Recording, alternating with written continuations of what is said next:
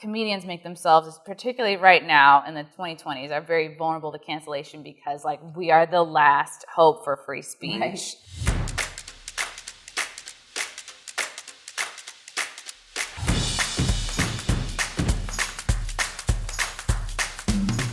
I'm Ella Ross with Fire, and I'm here with Jocelyn, Chia, and Chrissie Mayr, both of whom are New York-based comedians. So, why are we talking here today? What's happened to you guys? Well, me and this comedy club posted a clip of my joke about the rivalry between Singapore and Malaysia. We were a former union, and then Malaysia dumped us.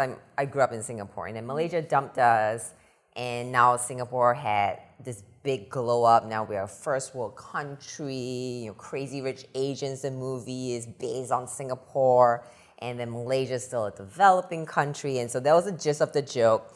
And in it, I talk about how Malaysians are now trying to get back with us. Like, oh, Singapore, you're looking good. But why haven't you visited me in 40 years? And you're like, yeah, I tried, but my airplanes cannot fly. Malaysian Airlines going missing, not funny, huh? Some jokes don't land. That went very viral. At first in a good way. When the Comedy Cellar posted it, it went viral in a pretty good way with a lot of Americans like loving the joke, as has been the case when I do it in America, or even in Europe actually. But then Malaysians started getting wind of it, and very quickly, it was probably the most extraordinary cancellation attempt comedians have ever seen in their lives. The Comedy Cellar website got hacked. They got review bombed, 4,000 one-star reviews overnight, and their ratings went from a 4.7 on Google to 2.8.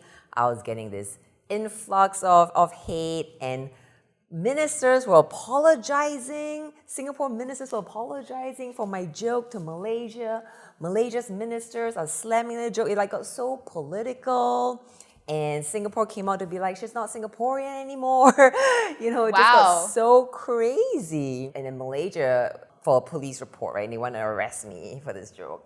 And I'm in America, so then they got Interpol to try and track me down. And that's when I made front page of the CNN and BBC, was when Malaysia called Interpol for assistance. This just shows how ridiculous their reaction was, that they would ask Interpol. They would think Interpol would waste their resources trying to track a comedian down for doing a joke in America.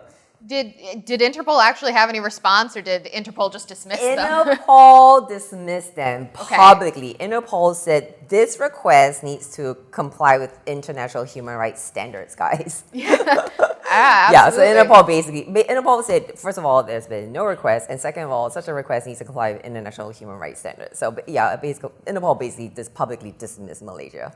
Okay, well that's good. Well, right. Where do you come in if you didn't tell the joke? I immediately, as Jocelyn was saying, the first couple days were mostly positive because the Comedy Cellar posted the video, and then I think you just reposted that video. Right. I just saw the video getting traction, and people started to give Jocelyn shit for it, and I was like, oh no, and even, I've known Jocelyn for years, but even if we weren't even if she wasn't somebody that I've known for years, she's a comedian, and I just feel very passionately that comedians should be able to tell whatever jokes they want, and I really just felt compelled to stand up for her and to just support her. And I remember you were on vacation at the time, and so you just weren't responding. And I felt like the angry Malaysians were so hungry for somebody just to make contact with. And I feel like I was one of the first comedians who really had her back on this. Yeah, so I think that's why I got so much heat right away, just because I was a person, not even necessarily answering DMs, but I was just I was responding and being like, no, I'm don't apologize, Jocelyn, this is a really funny joke, never back down. And she was quiet for a few days. I was just I really hope she's not thinking of apologizing, because it's never going to be enough for these people. I've had the woke mob try and cancel me dozens of times, it feels like. And apologizing is never going to satisfy them. And I was shocked and disappointed by how few other comedians I saw come out and have Jocelyn's back publicly. I think it was really disgusting. I was like, what the fuck is wrong with? I'm sorry, I don't even know if you're allowed to curse, but I'm disgusted at how few comedians had her back. And just because this is going to happen. Anybody who's trying to even be a little bit edgy or push any kind of a boundary, like this is going to happen to you. So we have to stand up for one another. It's the right thing to do, and it's our freedom of speech that we're protecting. And thank you for that. In the comedian's defense, I did delete my Twitter because I wasn't very active on Twitter. Now I am because I heard as well the cool cancel comics hangout. It is. When I heard that there were some comedians supporting me on Twitter, that's when I reactivated and I saw it. And then when other people saw that I was back on Twitter, now I have all these people trying to fight off my trolls for me, right? So it could have been that I wasn't active on Twitter, and then my Instagram got taken down by Malaysians, so I didn't even have that. So it was almost like the supporters didn't have a place to try and support me. And now that my Instagram is back, there are people who will try and fight back the trolls. But at the height of it, when things were really heated, one, people didn't have a place to attack me, like you're saying, and then people also didn't quite have a place to defend me, because if you want to defend someone, you want to defend them against their attackers, right? So if there was no repository for hate, then there's also no repository for defense. But absolutely, comedians could have just come out like you and just like said on Twitter, hey, or like hashtag. Even if your account was disabled, they could have still just typed your name, like, and that's why I was so nervous. I was like, oh my god, what happened to Jocelyn's accounts? Because her Instagram was gone and your Twitter was gone. And I was like, you know what, fuck it, I'm just gonna type your name out, because everyone needs to know that this is not something you should hide from and be afraid of, and just to not because these people are like total losers. They live. And they just get off on the idea of shutting somebody else down. And so many people, they're too scared to go out into the world and create something. A lot of people are too scared to quit their day job and pursue what they love. A lot of people are too scared to even keep their day job and pursue a side hustle of something they're passionate about. But what most people do, they will love to cut somebody down. They will love to antagonize, to criticize somebody who is being creative and who is like pursuing their dream. So why shouldn't comedians or just creators in general cater to those who would be most likely to be offended? So the kind of tailor their jokes to what society at large seems to want. You have a great answer for this. It's not society at large. It's a very vocal minority of people. You shouldn't cater your jokes to these people, because these people are not supporting you financially. They're ultimately not paying your bills. They're not buying your albums. They're not going to comedy shows. They're not buying tracks off of like Spotify or whatever, SoundCloud. Like these aren't consumers of comedy. The reason why comedy was kind of, I guess, the best or in its heyday during like the 80s and 90s is because if you wanted to see comedy, you had to physically go to a comedy club to consume it. And now, I mean, the plus of social media is we can expand our reach, right? Like nobody in Malaysia would ever know who I was if it weren't for Jocelyn, because of this whole like the social media things going viral. But it puts you in the pockets of people who don't have a sense of humor, who would never go to a comedy show, who aren't honestly smart enough to understand jokes, who are like uptight, who just like don't have a good sense of humor, don't enjoy comedy, wouldn't consume comedy. And those are the people that are going to try to cancel you because they don't appreciate it. And it's weird that we only really see this happening with comedy. It's not like, oh, I'm really not a Madonna fan, like I'm going to try to cancel her. I'm really not a Mumford and Son. I mean, that guy got canceled for liking an Andy Ngo book, but we don't see this really very much with any other art form. Comedians make themselves, particularly right now in the 2020s, are very vulnerable to cancellation because like we are the last hope for free speech and for humor. I mean, you'll hear Hollywood actors come out and say like they're done making comedies. Like they're not making any new comedy films anymore because they're just so afraid of getting canceled. Like, and look back to the 2010s, like when the Hangover movies were coming out, just that whole genre, like Bridesmaids. Remember, there were so many comedy films at that time, and like, when's the last comedy film that you know that's come out? None of them were appropriate. Yeah, right. Yeah, I opened for Sean Wayans, and he was saying a movie like White Chicks could not get filmed today anymore. No. And for my stance about why should we not cater to the woke, I think comedians can, and that's the beauty of comedy. There can be diversity. You can have woke people and woke comics catering to them. But what about people who are sick of wokeism and still want to just have a good old regular laugh? you should be able to also make jokes for those people, right? Why are you canceling a whole group of comedians that a whole segment of the population can appreciate when we don't try and cancel your woke comics? Are we canceling them? No, we're not. We're letting you enjoy your little vanilla woke comedy. It's such a good point because like my fans are very like pro free speech.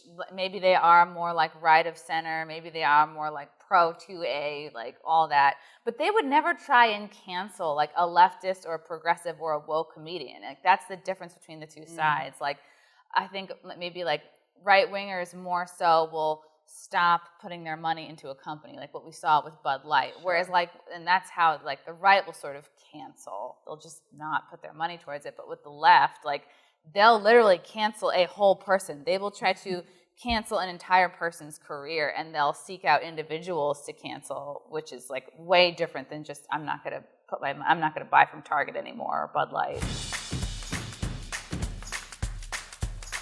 And you've been canceled a couple of times, right? Yes, and that gets easier each time. That's what I told Jocelyn. Do you have a Yeah, favorite North time? Korea, come at me next. All right? Yes, yeah, you're ready for a bigger country now. Bigger country. Do you have a favorite time you've been canceled? Was there one that Oh, was like God. the most fun or most ridiculous for you? I think it gets funnier each time because it's easier each time because you know it's only temporary. Just like I think it's very similar to getting fired. And as a person who's been fired like 4 or 5 times, like the first time you get fired, anybody who has been fired knows this. You cry right away. You're a mess. And then the next time you get fired, like, all right, I didn't cry until I got in the elevator. And then the next time I got fired, I didn't cry until I got into the subway. And it's like it gets easier each time because you know it's only temporary. Same thing with being canceled. Like the first time you have hundreds, thousands of negative comments. You're like, oh my God, my life is over. Like I'm never going to get over this. Like I'm so hated. But then it, just give it a few, weeks, months even. Like this whole thing was 6 weeks? It's been 6 weeks, yeah. And to her point, I was, well, fortunately or unfortunately, depending on how you look at it, I'm in a profession where so many of my peers have gotten canceled that I could just reach out to them for advice. And so when everyone was saying it'll be over in a week, or I mean, mine lasted a little longer than a week because it became international news and Interpol came in.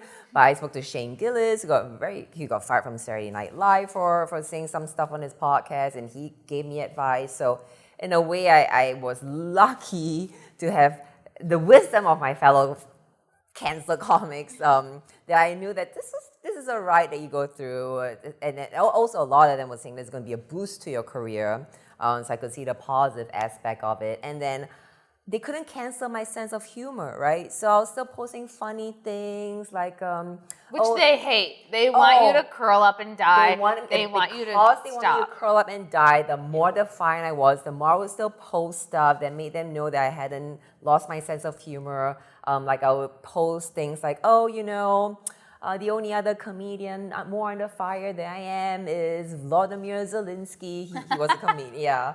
And then, What did Shane Gillis say to you? I think that's really cool that you guys connected. I know, I got very lucky. He happened to be at a cellar, so I managed to talk to him. He said, one, stay away from your phone, and that's why, fortunately for me, I was on vacation. I was and I actually posted a later gram because I wanted to post so badly when this happened. A picture of me with the mountains and the backdrop and the Garden of the Gods in Colorado, and me in an infinity pool, and the caption would have been, oh my God, life is so hard after being canceled by Malaysia. She was living her best life on vacation. My best life. Yeah. When all this hate was happening, I was tuning it out. People were monitoring my inbox and my social media for me. I barely caught a stray. I had a general sense of what was going on, but I was like, okay, in a time like this, and again, fortunately, I'm in America where mental health awareness has been so on the forefront. I was like, mental health and emotional well-being, #1 priority, right? So that was my main focus. And so I could just center myself and focus on having a good time. And so it was, how people always say, oh, someone's life always looks better on social media than it is in real life. I had the opposite experience. My life was so much better in real life than it looked like, not just on social media, on mass media, than how it looked like on the BBC. Yeah, like this filter is called Colorado Vacation. right. This filter is called Real Life Bitches. Oh, can we curse? I forgot. We can. It's your question about like favorite time of getting canceled. It was it's been a few times, but in 2020.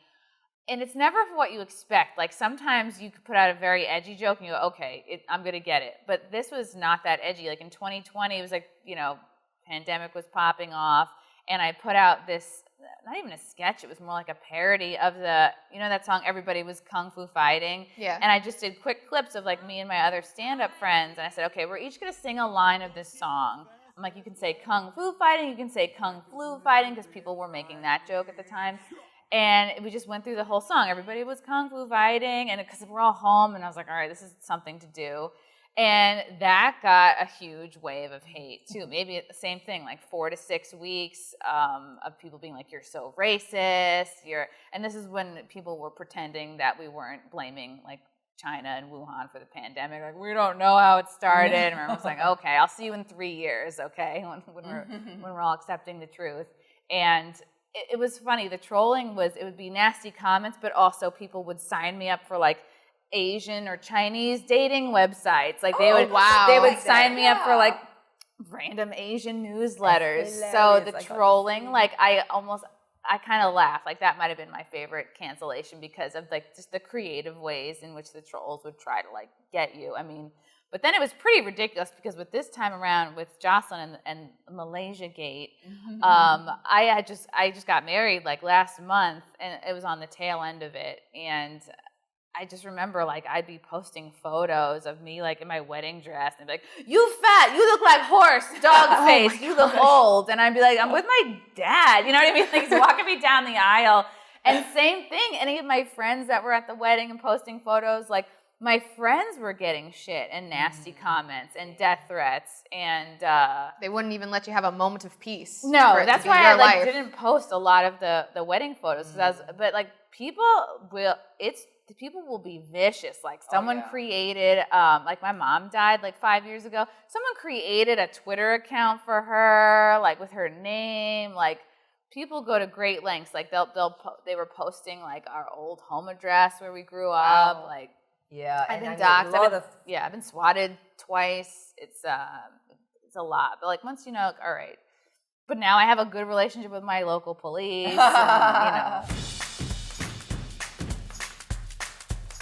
People have been observing the hate, have been saying, these Malaysians have been so much more vicious than anything you said in your joke, right? So I thought it was so interesting that the people who thought I should have had more empathy, they themselves have zero empathy. That's such a good point because, like, you're making people, and this is why I think you have to have smarts to understand comedy and have a sense of humor because, like, I could tell from the responses, I'm like, these people are not intelligent.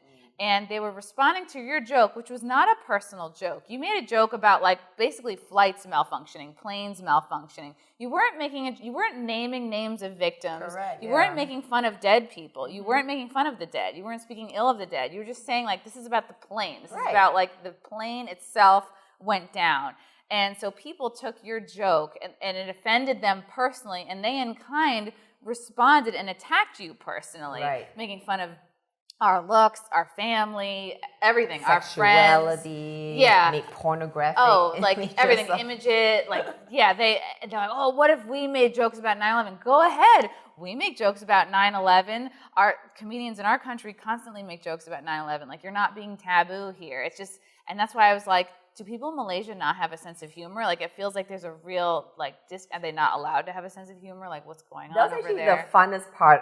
One of probably the most fun part about this whole cancellation was their attempts to hurt our feelings with 9/11 jokes. And I'll read you one of them. Oh, it cracked me up so much, all right?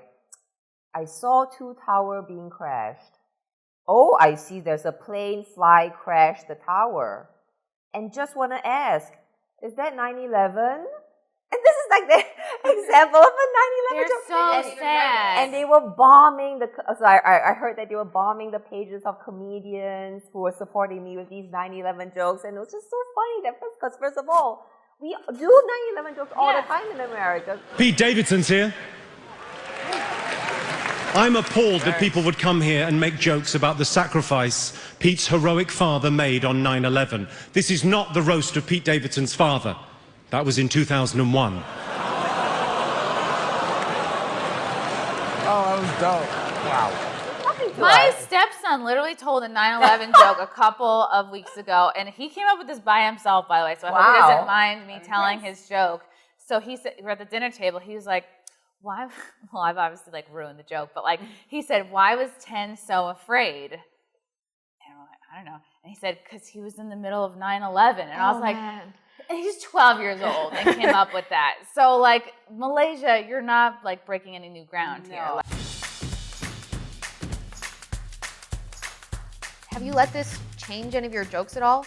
Or has that thought occurred to you that maybe I should change what I'm doing just to avoid some of this? You've gone through this several times now. No, God, no. No, it's funny. It's like really funny for me. And then but some of your fans are like, oh, who are you going to attack next? And it's never like, you're never like trying to attack anybody. Right. It's just, you're flipping over rocks. It's like all comedy is observations about society. Sometimes and Jocelyn knows this, sometimes the funniest thing is just saying something true on Totally. stage. I've said nothing untrue. Yeah.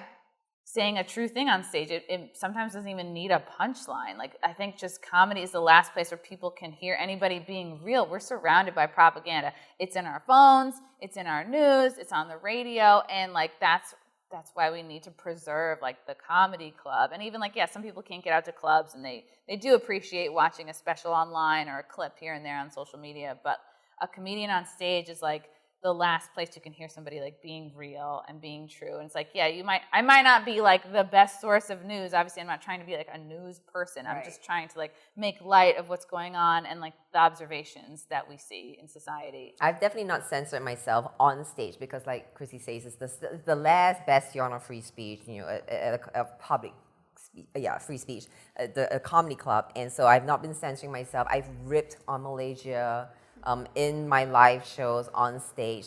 The only thing I'll be more conscious of is what goes on the internet, because that's where things can get into a really ugly place.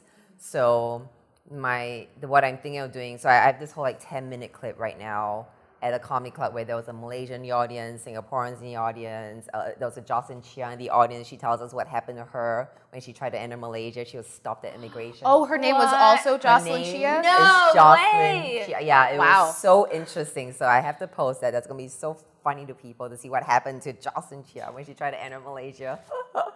God, did they think it was you? Yeah, they were like, Jocelyn Chia? She goes, yes. And looking at her passport, Jocelyn Chia? Yes.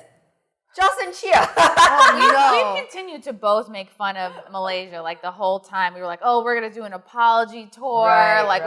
We made a flyer. We're like, we're gonna perform in Malaysia, and then people were like going to that venue and being like checking on the venue and like calling the venue and be like, you're not gonna let them perform, are you? And then they'd be like, oh, that venue closed down years ago. And then I'm like, oh, we found another venue, and like they're not getting it. They're not and that's getting why, like, it. we're keep like leaning in. We keep like poking, and I'm like, when are you guys gonna learn? Like, you guys don't have a sense of humor. Like, you really don't. And get it seems like people kind of thought this would raise Malaysia up in some way in the defense, but it's really just made everything look ridiculous. Yeah, especially when they called for Interpol. Now even Malaysia was saying, whoa, you guys are making Malaysia look like a joke now. And people would say now the joke's on Malaysia because it's just so extreme that, and people were commenting, well, Malaysia didn't want this joke to be out there, and they ensured that the whole world got to see it. Yeah.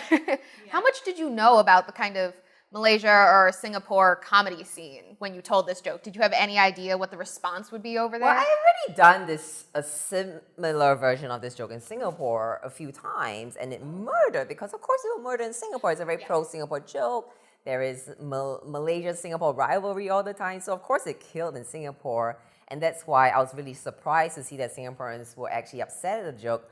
But I see how it was taken out of context. They weren't at a comedy club. They weren't enjoying the laughs. They didn't get that you're just all having fun. And maybe Singapore is more woke than I thought. I think the people in Singapore getting offended on behalf of Malaysia being like the liberal white people in America who get offended when you make fun of minorities, right? So I think that's what's going on there. Oh, getting offended on their On behalf. their behalf, yeah, Singaporeans are getting offended on behalf of Malaysia. They're such good people to be offended for them. Wow. Right? Yeah, I was asking my friends, like, why are Singaporeans so upset? He goes, oh, I think they like feel for Malaysia. Which is actually like low-key condescending. Right, it's like, it is. It's very similar how like white liberals are in this country. Like, oh, I have to be offended on behalf of like trans people, black people. It's like, they're all good. Like, if you guys, there's a question like that you had sent us like about like punching up, punching down. It's like, comedians are actually like the people who believe in equality the most because no group of people is off limits. Right. Everyone should be able to be made fun of. Everyone in every group should be able to take a joke because that is true equality. If we're not making fun of trans people, we're not making fun of Malaysians. Like, we have them in a little protective bubble. Oh, because they can't handle it. Like, what are they? They're not like I was gonna say they're not retarded. They can take a joke. Even retarded people. I mean, like, you should be. Everyone is equal. We should be able to make fun of everybody. There's no punching up, punching down, because if you really think that means you're putting yourself above someone else. Above whomever they're trying to defend. Yeah. And to your point about them having no sense of humor, they thought I really hate Malaysia. There are all these comments on, oh, she has so much hate in her heart. Yeah, you think you're better than I. It's like, no, you actually don't. Like, I actually love Malaysia. What are you guys talking about? You know how like a comedian would make fun of their wife on stage, but they're so married to the so many wife. of my clothes are made there. Why would I hate them?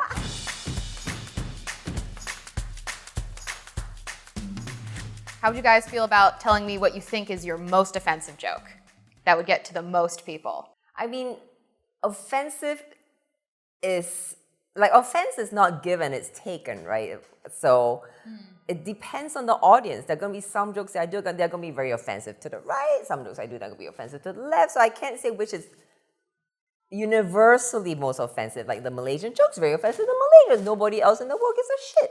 So I can't say I have a universally offensive joke because I'm actually not a very offensive comedian. But anything you say these days is going to trigger some segment of the population. It's really interesting. Like, I think you're only as strong as your triggers, whether you're a comedian or just like a person sitting in a comedy club or you're a person online, like scrolling through Twitter. I think it's important to know what triggers you. It's like, it's all about like who's in your circle, who's challenging you. And if your friends and family aren't challenging your beliefs, you're more likely to be triggered by something that you hear in a comedy club because you're like, whoa, it's this moment of like, you're not supposed to talk about that. You're not supposed to joke about that. Whereas like, if you expand your friend group a little bit and you're willing to have your ideas challenged, I think you're less likely to be triggered. Interesting. I mean, interestingly enough, you had asked me before this about comedy in Malaysia or Singapore. I can speak more to Singapore. I perform there more often. I have performed in Malaysia too. But in Singapore, at least back a few years ago, I haven't performed there since 2020. They may have gotten more woke now. I don't know. Based on this incident with Malaysia, now they're like feeling from Malaysia. Maybe they are more woke. But you could get away with much more racial jokes. You had a question about punching up or punching down, right? Is comedy only funny when you punch up, or can you also punch down?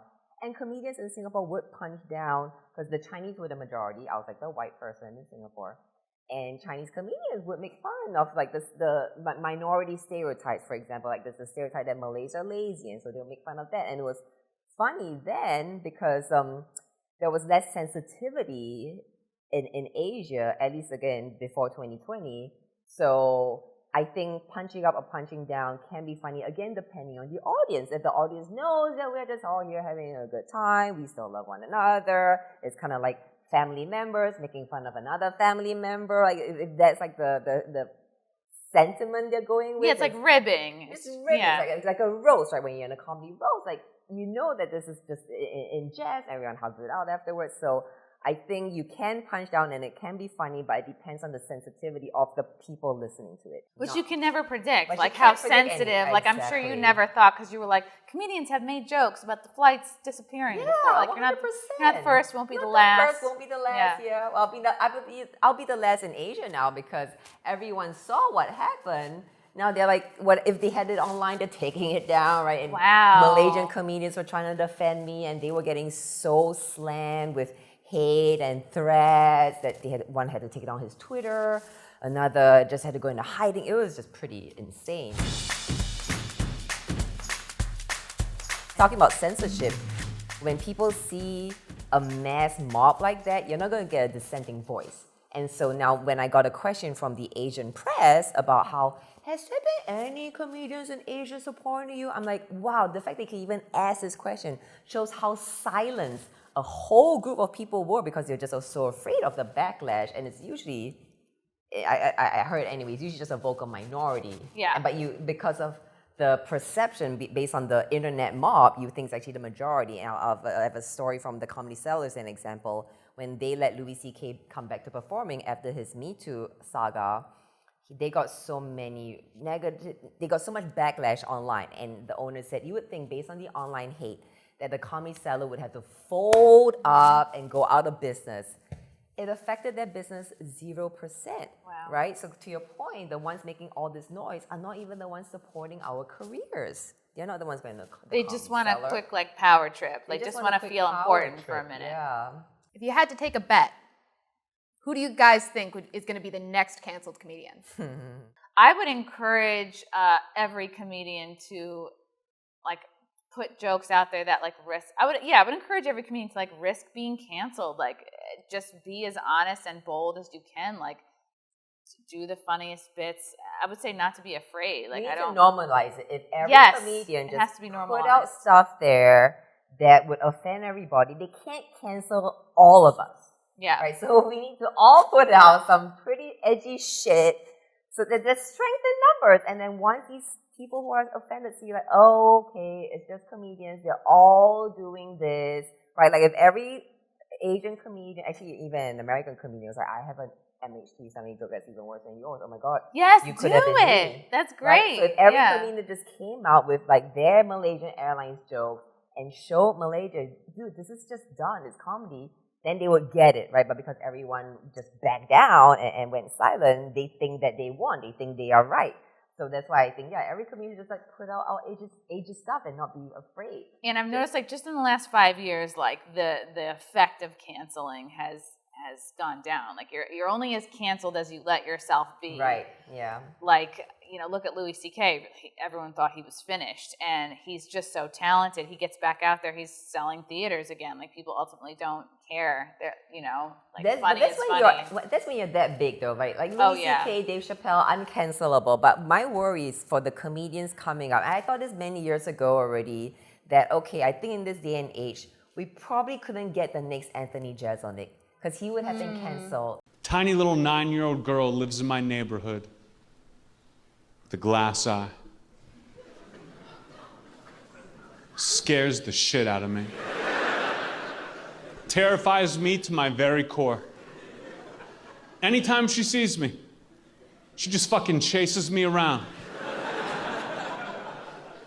Until she gets her eye back. It is the worst.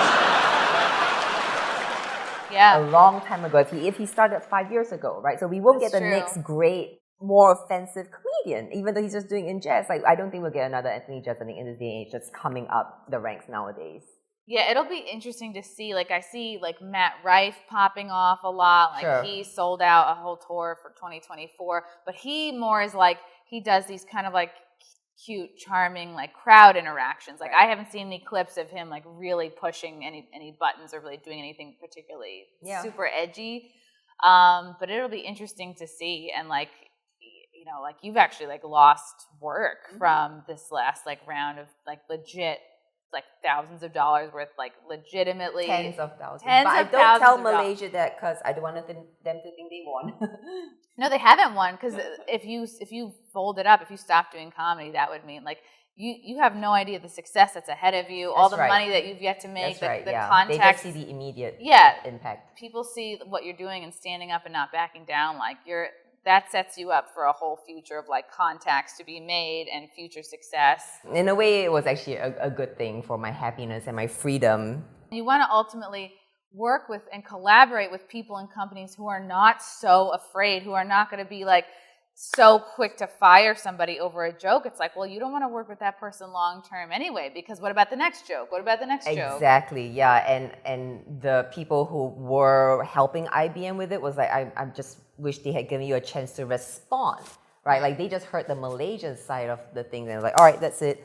I didn't even get to respond to publicly, or I even had my first interview, for a newspaper, I mean. Well, thank you guys so much for talking with us and for staying on stage and continuing to tell your jokes. This has been great, guys. Oh, you're welcome. My pleasure. Thanks for having us.